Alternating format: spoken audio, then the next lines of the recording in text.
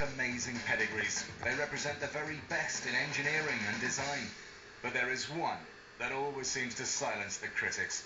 It's been hailed as an engineering marvel, a legendary racer, and at the same time, a 24/7 supercar for the masses. At number 1, the Porsche 911. I think the greatest sports car of all time probably would be the 911, really, because of its longevity. This car has been around for 40 years in basically the same soulful package. The Porsche 911 is probably the most worthy sports car to put at the top of the list, the greatest sports car of all time.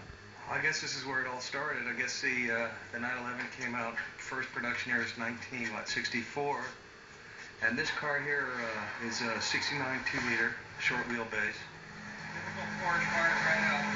40 years ago, Steve McQueen made this car famous in the movie Le Mans. Today, his son Chad takes us on the car for a little drive down memory lane.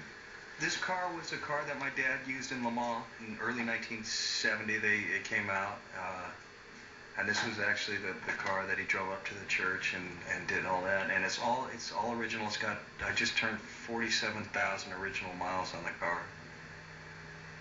To create room for 2 small back seats, the motor was placed over the rear axle. It was completely revolutionary, but it led to a unique problem for the 911. It was known to suffer from something called oversteer. The early ones were a pig. I didn't like them at all.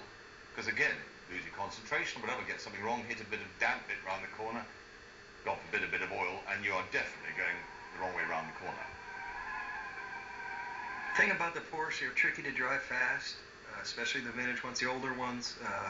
They're race cars. I mean, you've got a massive weight in the rear. Say you're going into a right-hand corner. You turn the car in. It's a pendulum effect. You go into a corner, and the car wants to rotate. It's the same thing as if, say, you throw a hammer. This is what I'm trying to explain. The head of the hammer is going to always want to hit the ground first because it's the heaviest. So the car does have a natural tendency to want to oversteer. I just love the sound of this motor. Puts a smile on my face.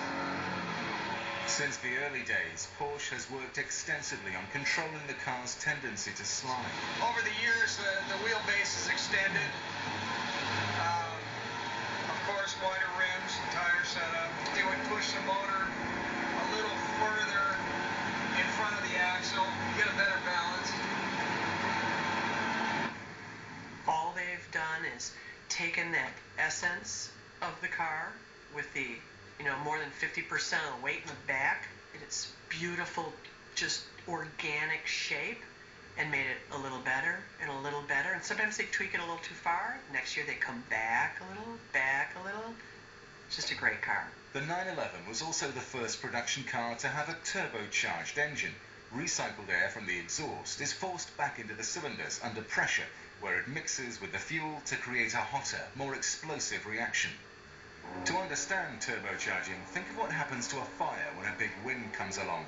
Or if you happen to be near a garage, how about a simple air hose and a gently smouldering cigar? What we're about to do here is basically a real simple version of how a turbocharger works. What we have here is a fuel, and then we have our compressed air. So when you step on the accelerator, say this is your recycled gases, compressed, here's your fuel, and Super hot. that's a turbo. Throughout its history, the 911 has been a peerless innovator. At the same time, the car never lost its original spirit. It's just a natural evolution, That car became successful because it deserved its success. It really did. You just touch it and it feels quality. You close the door, it feels quality. You close the boot, it's quality. The seats are quality. The switches are quality. They're very simple inside. And over 40 years, the idea of this strange little car, which in its classic days had a rear engine, and a very strange rear engine too, was made to behave perfectly. And so we could all watch as this car developed and got better and better over the years. You don't lose a lineage from this car to this one. I mean, it's still so Porsche, guess that's why guys like Seinfeld have 100 of them.